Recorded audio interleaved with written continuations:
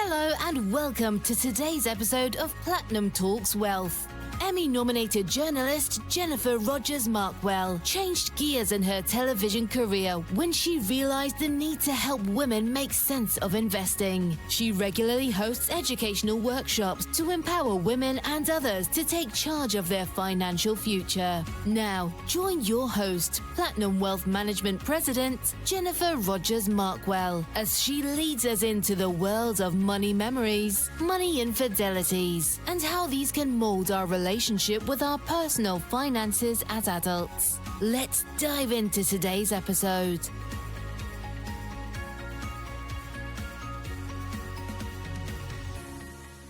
Hi, and thanks for joining us on the Platinum Talks Wealth podcast. I'm Jennifer Rogers Markwell, and today I'm honored to be joined by Taryn.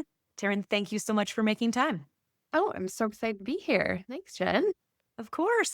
So I always ask, have you introduce yourself and tell us why you do what you do?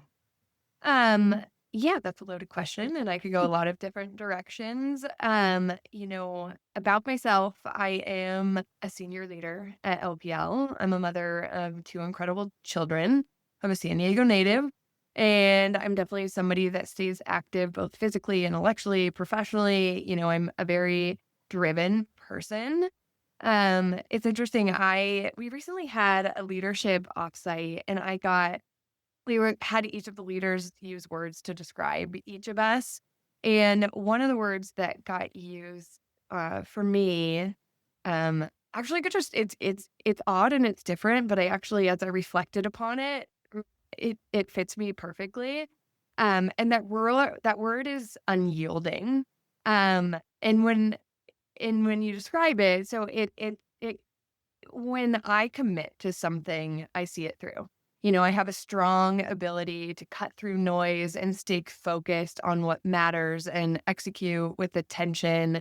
And that discipline and determination has really been a defining trait throughout my career and truly my life. So when I think about who I am, that is a perfect word to describe me.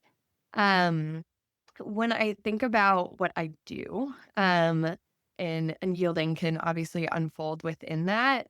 I do what I do for many reasons. I'm obviously a senior leader at LPL, and I've had a very wonderful career, but I genuinely just love to work. I'm deeply motivated by purpose, and I feel like I have found purpose in the work that I do.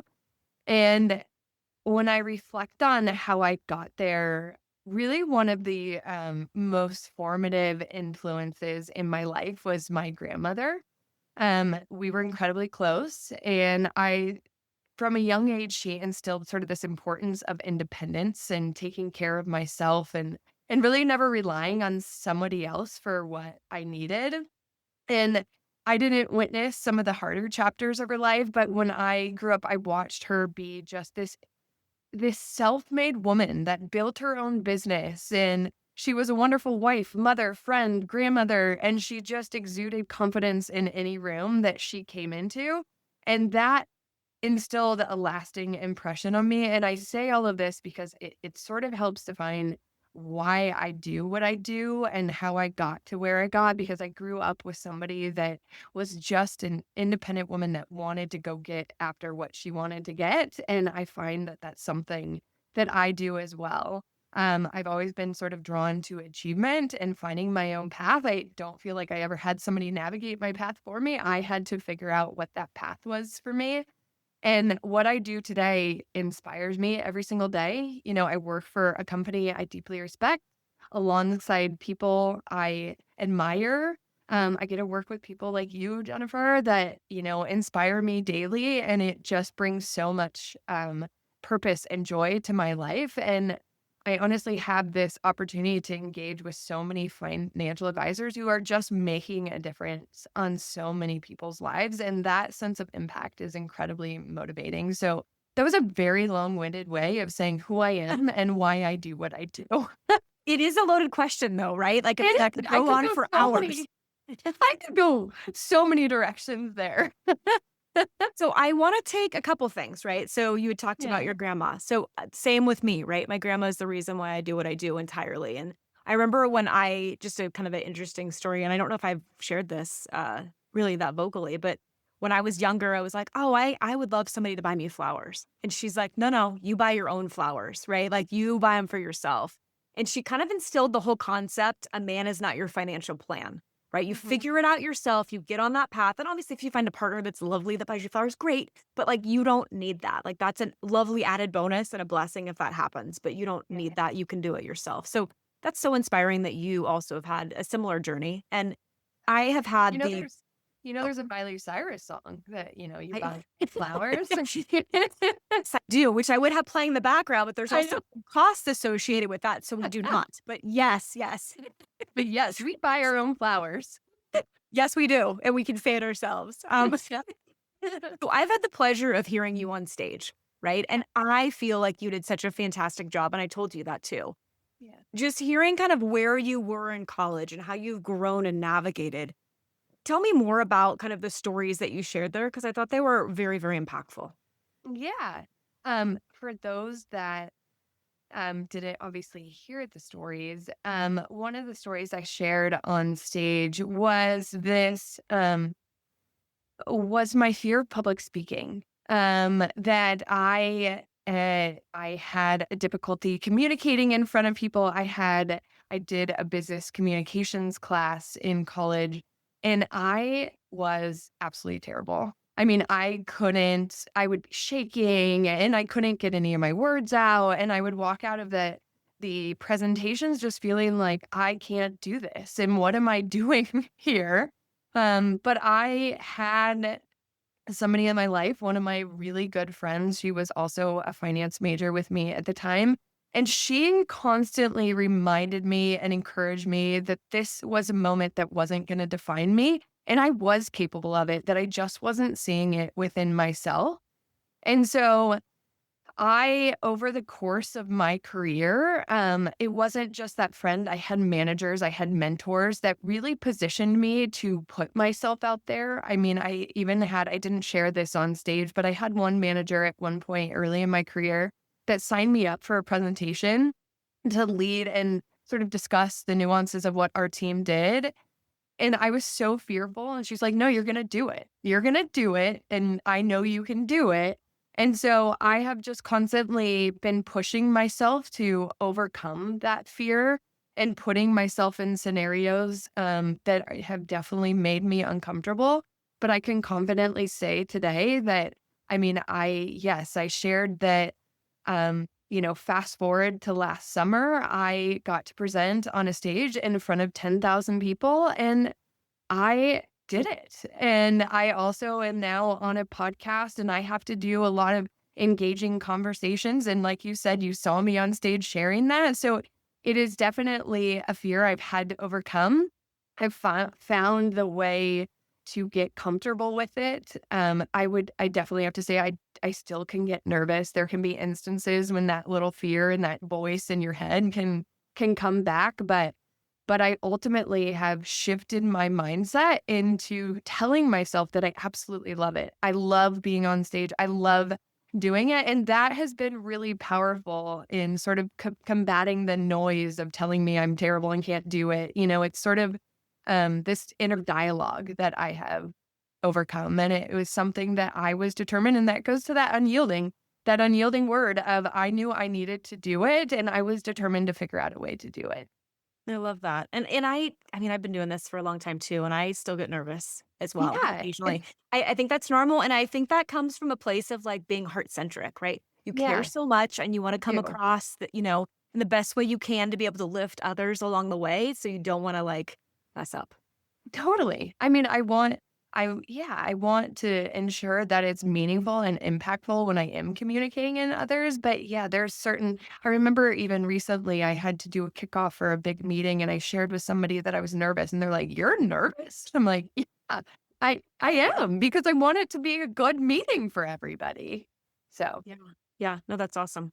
Yeah. So thank you for sharing. So Of course. as we talk through the podcast, I know one thing I love to talk about are money memories. What's a money memory that you had from childhood or younger years that helped mold your relationship to money now as an adult? Yeah. It's interesting because I was reflecting on this, and actually we had a podcast episode where we were talking about, at the beginning of it, just sort of how early memories and experiences with money sort of shape how you Mhm. think about money today. You know, my parents divorced when I was young. And that really marked the first time that I felt different than my peers. We moved. My mom had to go back to work, and our financial reality significantly changed at that time. Um, and while I did grow up in a good neighborhood, I was acutely aware that our circumstances in that neighborhood were different than those around us. It was sort of this understanding of I had friends that could do things and I couldn't do things because obviously there was a cost associated with doing all of those things. And I remember, it's so sad to think about, but I remember dreading birthday parties and not because of the celebration, but it was the gift opening. Mhm. I remember just being so nervous because I knew the gift that I was bringing was some, discounted gift that I found at a really cheap store, that the only store that my mom would take me to go get a gift. And it was a different gift than everybody else. And I remember that insecurity just being there of, I was uncomfortable. I recognized that we didn't have as much as others. And it's interesting how that experience has stayed with me, and even as I've achieved my own success, I've bought my own flowers, and found financial stability, that awareness and that at times I still have that insecurity that I still feel less than. I still feel like, um, it has never fully disappeared, but and honestly, I probably over-index on birthday gifts for my children's friends now, making sure that they don't feel what I had felt, and I think it's my own form of overcompensation for something I felt they're probably completely oblivious to it, but the fact that I can ensure that they show up with a good present at their kids' events is something that is important to me because it was something that was such an insecurity of mine.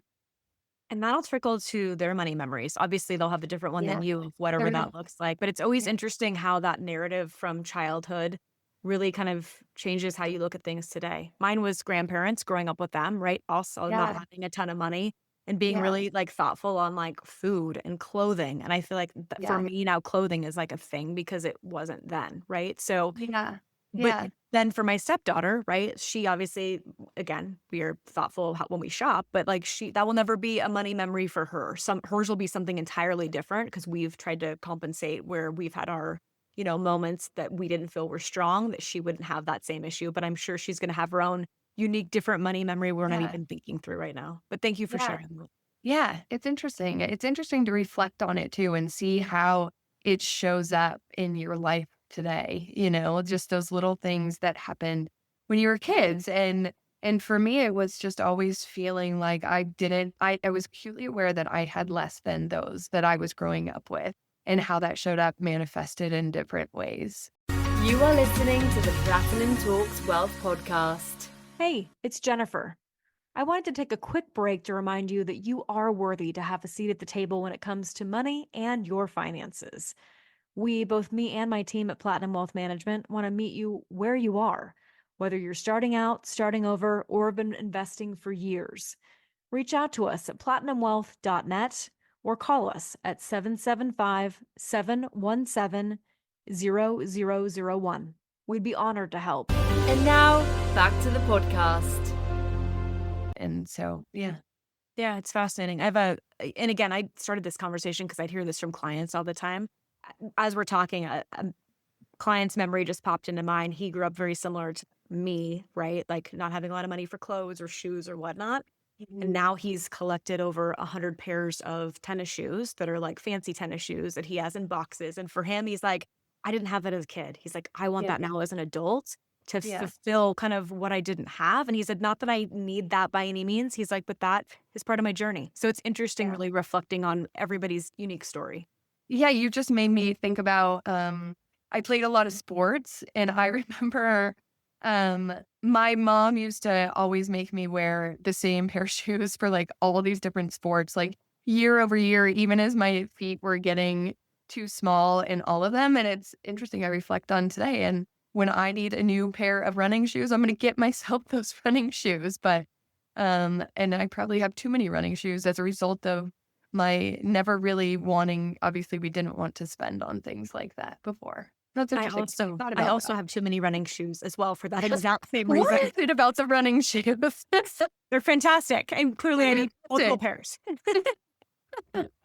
So Yeah. financial infidelities, right? That's a Yes. big, scary, hairy topic for a lot of folks. What's a financial infidelity that you've experienced or that you've witnessed that you think others could learn from?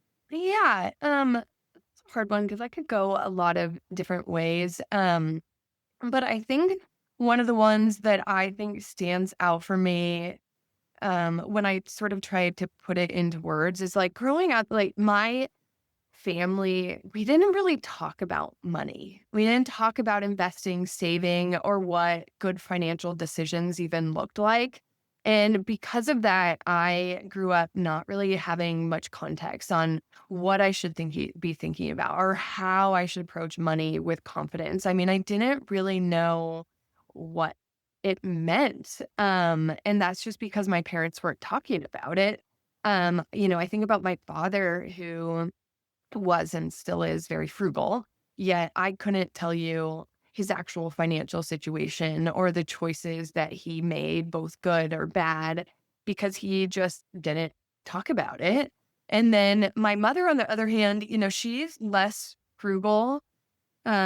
She's actually more impulsive and generous, which is a good balance to have of this like frugal person and this one that's sort of generous and thinking.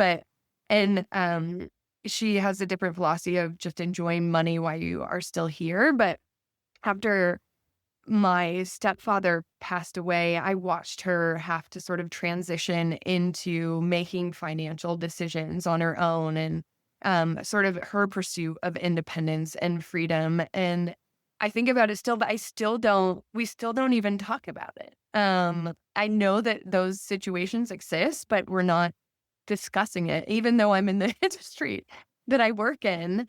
Um, and so, this infidelity of, I mean, just not talking about money, as a result of it, I found that I kind of avoid, discussions of money. I'm, without examples or open conversations, I just don't know what right or wrong really looked like. So dealing with that stuff has felt intimidating, to their credit. I do think my parents taught me also because of our financial situation, that I had to pay for things that I wanted and like how to think about that, obviously thinking about saving so that I could get what I wanted. Um, but we never talked about making good financial decisions or what bad ones were or what, just sort of things that I should be thinking about when it came to finances. Um, and so that was a big one for me is just it just felt like it was a stigma that we couldn't talk about. And as a result of it, I grew up just sort of not knowing how to navigate it. So when I think about course correcting, and I'm still learning. I mean, I still think even in working in this industry and I have access to so many financial advisors, there's still just sort of this, oh, should I be sharing? Because you don't talk about it at home. So I still don't really know how I should be talking about it with others. So when I think about course correcting and thinking about it with my kids, and it's definitely something I'm working on, is just being open, talking about money, sharing what's working, what isn't, being open to advice, even for those around me, and teaching others, and especially teaching your kids. I mean, I have younger sisters too that I know don't know much. So I have been very vocal of, hey, these are things that you should be thinking about. I know my sister wants to buy a house and their financial situation, it might be difficult for some time. So I've been talking to her about things that she might want to be thinking about because I know that that conversation isn't coming from other areas. Um, and I believe that there's real value in letting them see both the good decisions and maybe even the missteps, because understanding why something worked or didn't work is is really how confidence and healthy financial habits are built upon. You have to be transparent. We have to be talking. That could go in many different directions of life and not just in finances. But that was a big one for me. I mean, for us, not talking about money, I think sort of set me back in many ways. I think that, I mean, when I look at this too, I think I'm a work in progress, along with, I think, many other people, right? As we're learning, as we're going. And that's exactly why I started this podcast. 'Cause I grew up in an environment where this wasn't talked about. Politics weren't talked about. A lot of things were not talked about just because you didn't do it back then. But I feel like there's so many people with stories that we can learn from and share from and keep lifting each other along the way, that even money memories, right? That's fascinating. Everyone has a story, no matter where you're from, what walk of life, socioeconomic status, regardless, right? And financial infidelities, like some people have seen some things. And if we can learn from that from each other, like what a gift that is. Completely. Completely. I mean, we're all a work in progress. We're all learning. And the more that we would talk about it and communicate it and share stories, the things that worked and didn't work would help us all be successful. Yes. Yeah. Thank you for sharing. Of course. Thank you for So prompting me to think about it. Yeah. Again, I'm obsessed with this so much that I've actually gone down a path of like wanted to become a financial psychologist in addition to my practice. So I'm on that path as well on evenings and weekends. So a lot going on always. We've been talking about, just sort of this advancement of AI and how the role of the financial advisor is going to change. But there have been perspectives that just sort of this role of, psychology when it comes to finances will be amplified as a result of AI, because this critical thinking and this human connection, that's where that psychology comes into play. So, yeah. The empathy, I don't think could be done by AI, right? AI can do some great things. It could be a great tool. But when someone's going through a divorce or they lose a loved one, AI is not, I mean, not that AI can't do some things, because it can, but AI is not going to have the empathy and the heart-centric nature to be able to help someone navigate through that. Completely. Yeah. Yeah. So as we begin to wrap the conversation, I always like to ask, tell me some tips and or tricks that you use to utilize money differently in your own household. Yeah. I mentioned a few of just talking about it. I want to say I'm perfect. One of the things I have done with my kids, actually my 4-year-old, not yet, he's still a work in progress, but my 8-year-old, we have a chore chart, and we teach her that if she does certain things at the end of the week, she can get money as a result of the work that she did throughout the week. One of the things that she has learned is thinking about saving. And if she wants things, she knows that she has to buy it with her own money. She, as a result of that, is really good at saving. I have heard of different apps and obviously different ways in which children are doing it. I need to continue to explore that. Right now, we just have a system of, she has her little savings, little box that she keeps everything in. She's probably a little too good at spending as well. But that's what, going back to what I said before, the big thing of tips that I have is just we are open and we talk about it more so than I think I had previously. I teach my kids about saving and thinking about money and thinking about things that they want. But there's definitely so much more that I could be doing. Yeah, we're all a work in progress. Yep, we are. Yeah. Well, thank you so much for making time today to chat. I so appreciate it. I appreciate you inviting me. This was wonderful. And hopefully those of you watching and or listening will join us in the next Platinum Talks Wealth podcast.